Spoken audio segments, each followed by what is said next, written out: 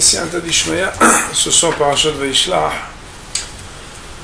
On va étudier un texte, mais avant d'étudier ce texte du Beth Halevi, peut-être un des plus beaux Beth Halevi du Sefer. On sait que Beth Halevi, c'est un Sefer qui est écrit, dont on a les écrits sur Bereshit et sur Shemot. C'est un vrai délice, il faut profiter parce que jusqu'à la fin du Sefer Shemot, on peut profiter de ses commentaires. Après quoi, on n'a plus les commentaires de Beth Halevi. Avant que de commencer, on sait que l'épisode, on va dire central de ce qui s'est passé dans la paracha de Vayishlach, c'est ce qu'on appelle le combat de l'ange Esav contre Yaakov. Vayivater Yaakov levado va Yav Kishimo ad alot hashachar. Yaakov se trouva seul, et alors un homme a lutté contre lui ad alot hashachar jusqu'à l'aube. Il est marqué que comme Yaakov a vaincu cet ange, tout le monde sait que la belacha qu'il a eue, c'est qu'il s'appelle plus Yaakov, mais Israël.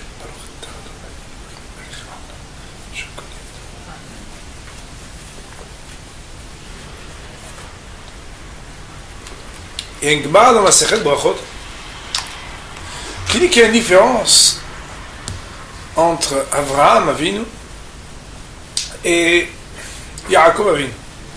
Stapler amène cette Gemara, toujours dans le Birkat Peretz, qu'on a vu la semaine dernière. Vous voyez, tu sais, il faut connaître, ces sfarim, il faut les connaître, surtout les Varacheux, parce qu'il y a des sœurs dans chaque semaine. Il dit là-bas que la Gemara dit tout celui qui appelle Avram, après l'épisode qu'il a fait être Avrahamun Goim Avraham, alors il fait une Avera. Est-ce qu'il est ouvert en Assez? Est-ce qu'il est ouvert en Lave? La Gemara, elle parle quel interdit on transgresse. Mais la Gemara dit, mais celui qui, après que Yaakov Avinu, il a été appelé Israël, il l'appelle encore Yaakov, il ne fait pas d'Avera. Pourquoi? Pourtant, là-bas aussi c'est marqué, ton nom ne sera plus Yaakov, mais Israël. Donc de la même manière que quand c'est Avram Avinu, qui a marqué que ton nom ne s'appellera plus Avram, mais Avraham, il y a un interdit de la Torah de mentionner et d'appeler Avraham au nom de Avram. De la même manière, ça devrait être la même chose pour Yaakov Avinu. Alors, de là, la Gemara ne donne pas la différence fondamentale. Elle dit juste que c'est comme ça qu'on le voit. Parce que dans le Chumash, à partir du moment où Avraham a été appelé Avraham, on n'a pu trouver nulle part qui s'appelle Avraham. Pourtant, la Gemara demande, voilà que dans Vaïvach David, qu'on lit le matin dans l'Ivraïm, dans les chroniques, on dit Avraham, on dit Avraham, et après Avraham. Ça c'est après le Sefer Bereshit. Donc tu vois bien que même après ce qui s'est passé, on l'appelle encore Avram. De la même manière que Yaakov. Après Israël, on l'appelle encore Yaakov. Réponse non, on parle dans les chroniques de la période qui précédait, quand il n'avait pas encore été appelé Avraham. Mais Bémet, désormais, historiquement, lorsqu'on parle d'Avram Avinu, on doit dire Avraham et pas Avram. Stapler, il dit quelque chose d'extraordinaire. Et Bémet que c'est déjà mentionné dans Hazar, dans le Ramban à la Torah, commentaire d'Ahmanid et autres. C'est un adage connu qui dit Ma'aseh avot siman labanim. Ma'aseh avot siman labanim, l'histoire de nos ancêtres, de nos patriarches, telle qu'elle est mentionnée, telle qu'elle est rapportée dans la Torah, comme il a dit le Rav hier, c'est pas un livre d'histoire, parce qu'il y a plein de détails qu'on ne raconte pas. Et puis une fois on nous raconte à 2 ou 3 reprises l'échange de Eliezer concernant l'histoire du fameux Shidduch pour trouver une femme pour Yitzhak, alors que parfois pendant des années ou des dizaines d'années on nous relate qu'un tout petit épisode entre 2 personnes. La Torah, elle vient nous enseigner à nous-mêmes des choses sur notre existence. Et nos Hachamim vont dire que Les Chachamim vont dire que le nom de Yaakov et le nom de Israël, c'est quoi?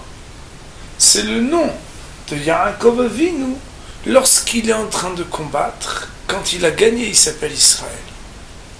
On sait qu'il y a marqué dans le Posuk Vayar kilo yacholo vaiga bekaf yerecho.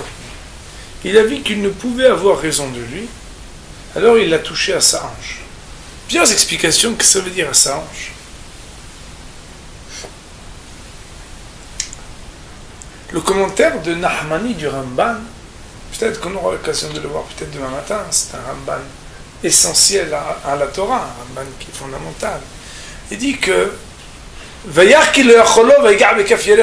d'un côté tu dis lo yacholo, il ne pouvait pas le toucher. De l'autre tu dis comme si parce qu'il ne pouvait pas le toucher, il l'a touché à la hanche. Mais le toucher à la hanche, c'est le toucher. Donc ça veut dire quoi? Tu ne peux pas le toucher alors tu le touches à la hanche. Donc tu l'as touché. La réponse elle est non. Lui, il ne pouvait pas le toucher. La hanche, c'est le lieu, c'est le membre de ce qui s'appelle la progéniture. Lui-même, on ne pouvait pas le toucher. Il était shalem begoufo ibimamono betorato. Il était d'une perfection parfaite. D'ailleurs, combattre avec un ange, on a peut-être déjà eu l'occasion de le dire, c'est quelque part voir la différence entre celui qui parfaitement accomplit la volonté divine et le mettre en miroir, le mettre en comparaison avec un homme qui, de fait, par son mauvais penchant, ne fait pas la volonté divine. Que Yaakov, les anges, l'ange s'est battu contre lui. Il a vu que Yaakov était un homme parfait. Vaïga Bekaf Yerecho, il l'a touché pour les générations à venir. Il a touché sa descendance. On n'a pas pu le toucher à lui, c'est bien. Mais on va atteindre sa descendance. Il y en a dans le Zohar qui vont dire un certain commentaire. Et le commentaire de Nahmanit, c'est de dire que les générations à venir, la génération de Shmad, d'inquisition, de menaces contre Am Israël, c'est ce qui a été touché Yaakov par l'ange. Nous dit le Birkat Peretz, le Stapler. Quand même après que Yaakov Avinu a combattu l'ange et a vaincu l'ange de Esav pour s'appeler désormais Israël, malgré tout il s'appelle encore Yaakov. Pourquoi? Parce qu'il a gagné une bataille, mais le combat n'est pas terminé. D'ailleurs, on le verra peut-être tout à l'heure, en allusion dans Alot HaShahar. La fin de ce combat, c'est l'aube. Dans le Zohar HaKadosh, c'est marqué que l'aube, c'est la fin des temps. Autrement dit, tant que le combat de Yaakov contre Esav n'est pas terminé, alors on peut encore l'appeler Yaakov. C'est le nom du combattant qui n'a pas encore gagné. Mais c'est Avot Siman Labanim, ce combat qui n'est pas encore terminé et qui justifie que Avraham, d'un côté, quand il est devenu Avamon Goïm, désormais il est à jamais Avamon Goïm. Tout le monde réclame d'être les descendants d'Avraham. Aucune nation du monde ne s'indigne. Au contraire, tout le monde dit, nous on a le même ancêtre, Avraham Avinu. Alors lui, on ne peut plus dire Avraham, que c'est juste Aram. Mais quand Yaakov il est devenu Israël, étant donné que encore aujourd'hui le combat contre Esav existe, alors il est possible et il est justifié de dire que Yaakov il est encore Yaakov. Et au moment du combat il s'appelle Yaakov, au moment de la victoire il s'appelle Israël, et à la fin des temps il s'appellera, comme vous le savez, Yeshua. Ce qui nous intéresse donc, c'est de savoir dans ce Mahavak, dans cette lutte qui a fait monter, vont nous dire nos sages, de la poussière, Avak, Afar, Ad Kiseh Kavod. Pour pouvoir le vaincre, il fallait que la poussière, l'émeute, la lutte, monte jusqu'à Kiseh Kavod. Alors, comme encore aujourd'hui cette lutte existe, on doit apprendre à savoir quelles étaient les armes de Yaakov et quels étaient les dangers. On va regarder ensemble, maintenant qu'on a fait une petite introduction pour expliquer combien il est d'actualité toujours d'étudier les combats de Yaakov et d'Esav, parce que ce sont des choses qui sont proches de nous malheureusement. beaucoup trop proches. Nous allons bien Hashem voir ensemble le Beth Alevi se paracha de Vaishlach dans les mains. Il est marqué Moray Rabotai. Le texte nous dit Atzileni nam yad ahim yad Esav. Épargne-moi donc de la main de mon frère, de la main de Esav, dit le texte de la Torah. Il s'agit de Yaakov Avinu qui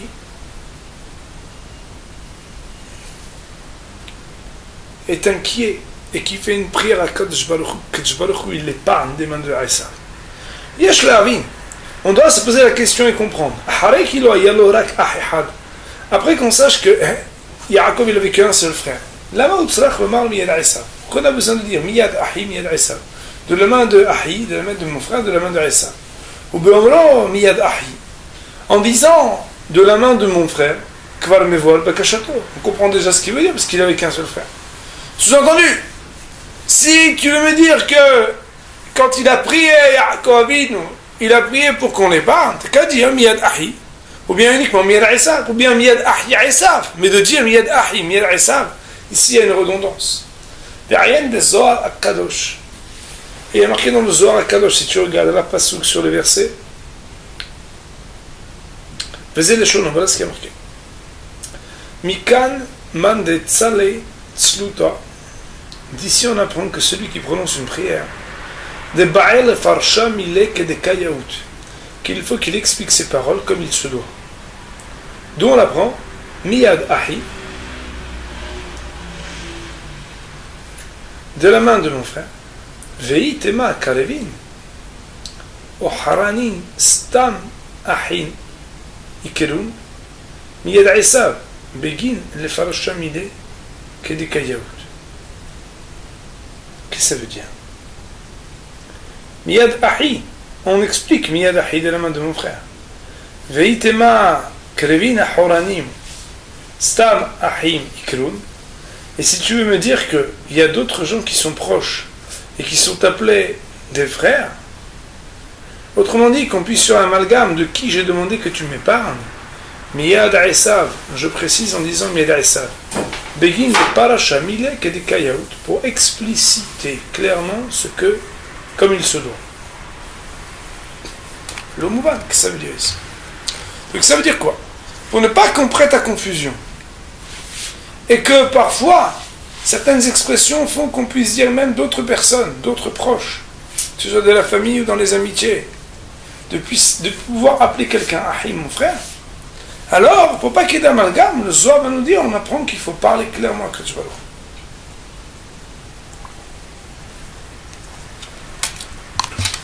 Tov, c'est déjà bien. On apprend qu'il faut bien s'exprimer. C'est là. Le problème, il est que le Beth Alevi ne s'arrête pas là. Il dit, il y a encore une question. Pourquoi on a besoin de dire Miyad Ahim Miyad Esav? Ça suffisait de dire de mon frère Ahia Esav. Et déjà, on aurait exclu tout amalgame possible en pensant qu'il y a quelqu'un d'autre que tu appelles ton frère. Veyesh le Faresh, on va expliquer pour répondre. Akavana, la pension de Yaakov. Be'ivadeo de Esav Badikarato. Quand il a compris qu'Esav venait vers lui, Evin, il a compris. Delo yemalet me'ehad mishne ofanim, qui pourrait s'en sortir que d'une façon ou d'une autre, coincé entre deux possibilités. Ou qu'Esav décide de le tuer, ou bien qu'il s'apaise, il appelle son courroux et sa colère contre lui, Veyeshev et qu'il s'installe avec lui sereinement, avec fraternité, comme deux frères. Il a compris que c'était ça, le bilan. Soit ça, soit ça. Ou Mishneh Ofanim Alalu, mais de ces deux manières-là qui allaient être des deux possibilités de développement des relations entre Yaakov et Esav, Nitiara Yaakov. Des deux, il avait peur. Des gam tovato ve'abato shel Esav. Parce que même quand Esav veut te faire du bien, qui veut être celui qui t'aime, Ra'a c'est Yaakov. C'est un mal pour Yaakov d'avoir quelqu'un comme Esav qui l'aime.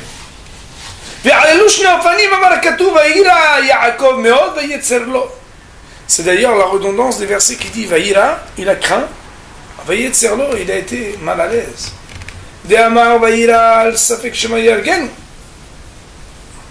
Quand il dit Vaïra, c'est de peur qu'il vienne à le tuer. Vaïetzerlo, il dit ici le Rav Hidouche, que Bébet, dans Rashi s'expliquait un peu différemment. Que Vaïetzerlo ici, lui dit, c'est quoi? C'est de peur qu'il devienne son ami, qu'il se rapproche de lui. Autrement dit, il dit le Rav ici, que il y a des gens qu'on ne veut pas avoir comme ennemis, mais qu'on aimerait bien avoir comme amis. Yaakov, il voulait d'Esav, ni qu'il soit son ennemi, ni qu'il devienne son ami. Et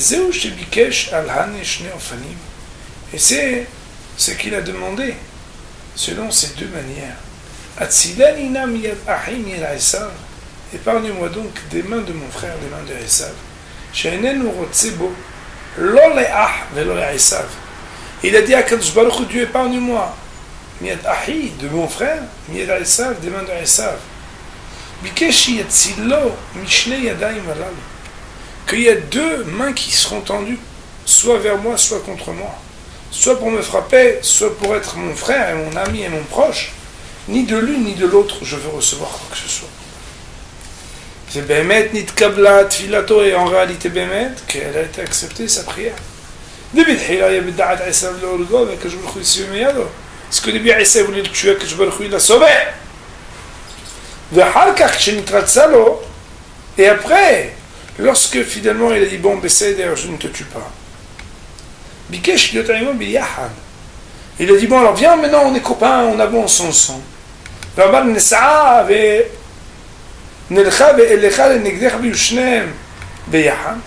a dit alors viens, on voyage ensemble maintenant, on avance, on va être tous les deux. Il a dit non, mais moi tu sais maintenant, j'ai les enfants, j'ai la famille, c'est pas facile. Et il a donc été épargné même de ça. Comme le verset dit. וישב עשיו ביום ההוא וישוב עשיו ביום ההוא לדרכו שעירה. Que le verset nous raconte qu'Esav ce jour-là il est reparti vers Seir. C'était le moment où il vivait. Shmi'anu hakatuv, le verset nous a appris de beoto yom atzmo, que ce même jour-là nifrad Esav mimenu, Esav il s'est séparé de lui, ve'alach ledarko, il a été en chemin, il a pris sa route. Velon ita'akev, et il ne s'est pas retardé à filou yomeham, aïmo, même pas un seul jour resté avec lui, au kebakashato, comme il avait demandé à Yaakov Avinu. Ça veut dire quoi? On va finir encore deux lignes après on va expliquer. Kvar ra'iti b'mfarshim shenit kashwa divra katuv, hashvasa b'mod darkod mi yashme'a pasu beto yom sham v'darko, fi'anal v'voil etem. D'ailleurs, il y a plein de commentateurs qui ne comprenaient pas pourquoi on a besoin de préciser que ce même jour il est parti. Qu'est-ce qu'on s'en fiche que le jour il est parti? On a besoin de savoir. Non, c'est pour dire que cette prière que Yaakov il a demandée, c'était une seule prière sur deux possibilités de développement des relations entre Yaakov et Esav. Il est marqué ici dans la bataille pour l'instant déjà qu'à l'origine, dans l'histoire de Yaakov et Esav, il est marqué que Yaakov Avinu, s'inquiétant, a prié pour deux choses. Constatant le développement des relations entre le peuple juif, entre Yaakov et Esav, alors lui, il a dit, moi je dois prier pour deux choses. On va voir tout à l'heure quelque chose de très joli, mais on va d'abord avancer dans les mots. Top. Ce qui est extraordinaire, c'est que ce Beth Alevi ne s'arrête pas seulement sur un commentaire sur ce qui s'est passé, mais regardez la suite comme elle est belle.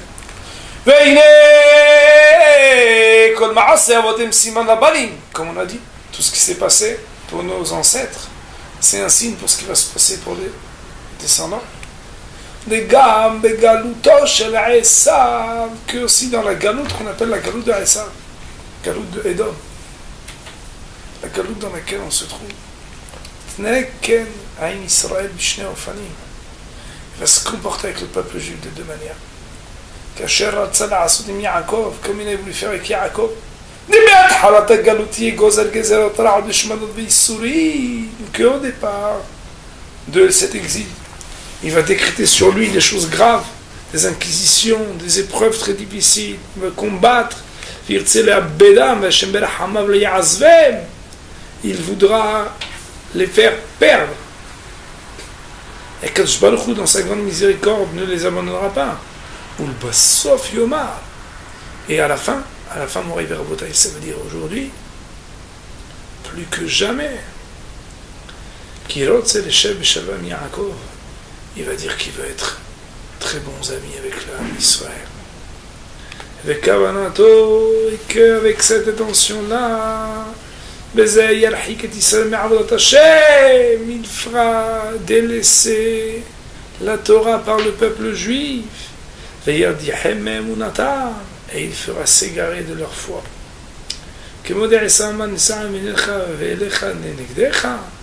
Comme c'est marqué dans le Midrash sur le verset qui dit qu'Esav il a parlé à Jacob pour dire allez viens maintenant on avance ensemble, il t'avait Midrash et il y a marqué dans le Midrash et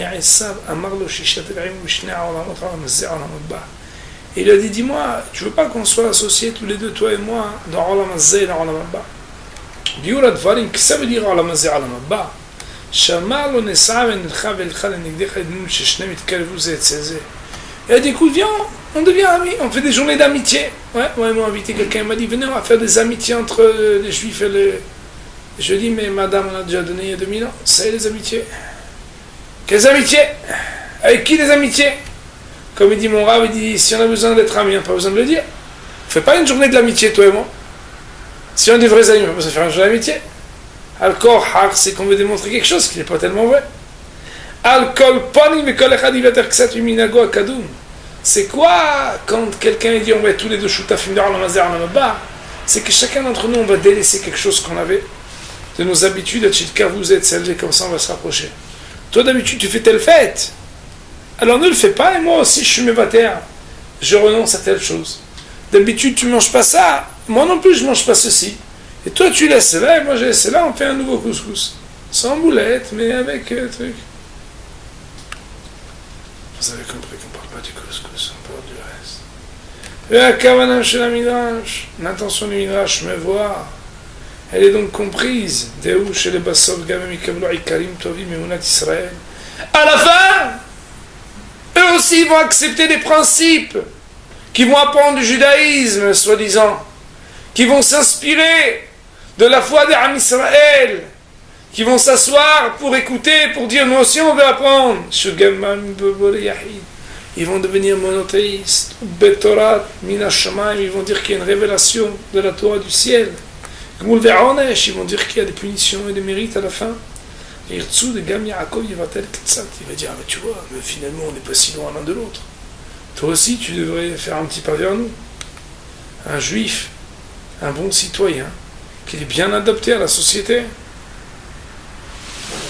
יוותר קצת מאת אשר לו ויניח קצת מעבודות הנוגע רק לעולם הבא. Pourquoi tu te préoccupes que de ce qui t'amène à העולם הבא רק ייקח קצת מדרכי העולם et que tu te comportes comme l'ordre du monde וחלק et que tu prennes une part בעולם הזה יתעסק בדרכים ודברים חיצוניים. Tu vas toi aussi appliquer des choses qui sont des choses de ce monde-ci, des choses superficielles. Alors שישקלו רק על התורה. Arrêtez un peu d'étudier, on va vous ouvrir les possibilités, comme ce qui est passé avec l'émancipation. On a voulu ouvrir le droit aux juifs d'étudier à l'université avec tout le monde et de pouvoir être totalement actifs dans la société. La Skala Moray Verabotaï, elle a fait beaucoup plus de morts que toutes les inquisitions. Elle a fait des juifs vivants sur les deux pieds qui spirituellement avaient totalement délaissé la Torah. וזה לשון תנא דבאליהו זוטא, הסכם הכינו תנא דבאליהו, תולת העולם הזה והעולם הבא, חצי, ואני אתן העולם הזה והעולם החצי. Qu'ils ont voulu partager, dit écoute, toi tu prends moitié de Olam Hazé, moitié de Olam Haba, et moi je prends aussi une moitié. Vea Kavana, ça veut dire quoi? C'est quoi l'intention? C'est la même chose qu'on a dit. שלא תהיה אתה עוסק רק בתורה ומצווה, רק תמעיט עבודתך ותחיידך מאיזה המצוות הגורמים פירוד בין שנינו. Laisse tomber un peu, arrête d'être tout le temps avec ta Torah, tout le temps religieux, tout le temps. Laisse tomber les choses qui font écran entre toi et nous. Essaye de te rapprocher un peu, nous. Arrêtez d'être qu'entre vous comme ça. Le communautarisme. Vous vous mettez toujours de côté.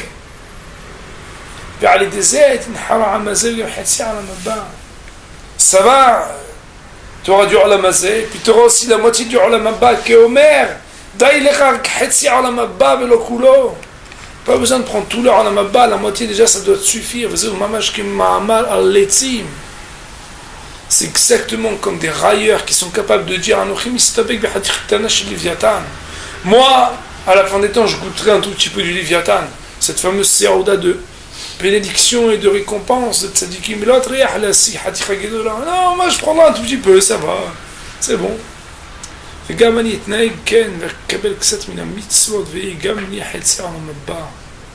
prendre un peu de Olam Haba, mais pas beaucoup. Mais Olam Hazé, là, on mais à propos du Olam Hazé, on parle pas de Hetzi, des Yada, des Mihsal Gamahat. Il y a des autres qui sont comme Olam Hazé. Parce qu'il sait très bien que si j'avais une mitzvah, il ne la fait pas comme il faut, alors il aura déjà bien de Olam Hazé.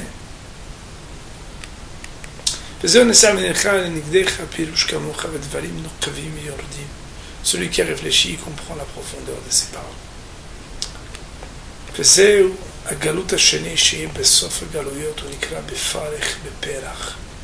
On sait qu'à la fin des temps, la dernière galoute, le deuxième pan, le deuxième palier de galoute Edom dans lequel on est en train de vivre, il va être befarech, beperach. C'est quoi farech? Perach. De la même manière que c'était en Égypte, il va y avoir perach, ça veut dire que on va venir avec un langage de douceur. Oui, la place des Juifs dans la société, bien sûr, écoutez, oui, on va vous donner des droits, on va vous considérer, on va vous recevoir, on va vous décorer. Mais c'est galout nitiara Yaakov Avidu. Yoter mirato min harishon. Yaakov Avidu, il a eu peur. Il a eu peur de cette galoute-là plus que de la première. Ki teva Adam alul leikashel bo yoter min harishon. Car la nature de l'homme l'amène à trébucher plus dans cette galoute-là que dans le premier. Ve'alken, c'est la raison pour laquelle il a fait placer dans l'ordre dans lequel il a ordonné la prière qu'il a prononcée à Kadosh Baruch Hu ve'amar, et il a d'abord dit Atzileni na miyad ahi. Il a d'abord dit que je voudrais que tu m'épargnes miyad ahi, des mains de mon frère, c'est-à-dire de Esav quand il se comporte comme un frère. Et c'est seulement après qu'il a dit miyad Esav, de la main d'Esav. Ya'an ki barishonen borak shi'abud gufani. Alors que pourtant, bien, nous on aurait pu dire le contraire. Seul que le sauf, il y a un grave. Attends, dans le premier, c'est quand il vient pour nous tuer, c'est plus grave. Non, il dit non. Quand on vient et qu'on te tue physiquement, an borak shi'abud gufani v'ashini shi'abud bishnaim beruhani v'gam bigufani. Le deuxième pan, le deuxième niveau de cet exil, il a à la fois du ruhani, à la fois du goufani, et spirituel et matériel. D'arrêt, car voilà que kolatov sheiten ou réclame vatel ma mitzvot, venimtsa me'abed nafsho, quand quelqu'un, il donne un peu de ses mitzvot, parce que non, écoute, je suis obligé d'y aller, non, il faut que je m'intègre. Je suis obligé, attends, je fais des études, je suis obligé, j'habite dans tel endroit. Mais un bed nafsho, il perd son âme au rêve à bouteille. C'est l'assimilation. ומי שלא יחפוץ בהטובה ולא ירצה לקרוא שמצב דוחקו כאשר מקודם. Alors que celui qui ne veut pas accepter ses avantages sociaux du fait de son intégration et des amitiés, eh bien lui, qu'est-ce qu'il va avoir? d'une manière ou d'une autre, physiquement il va souffrir.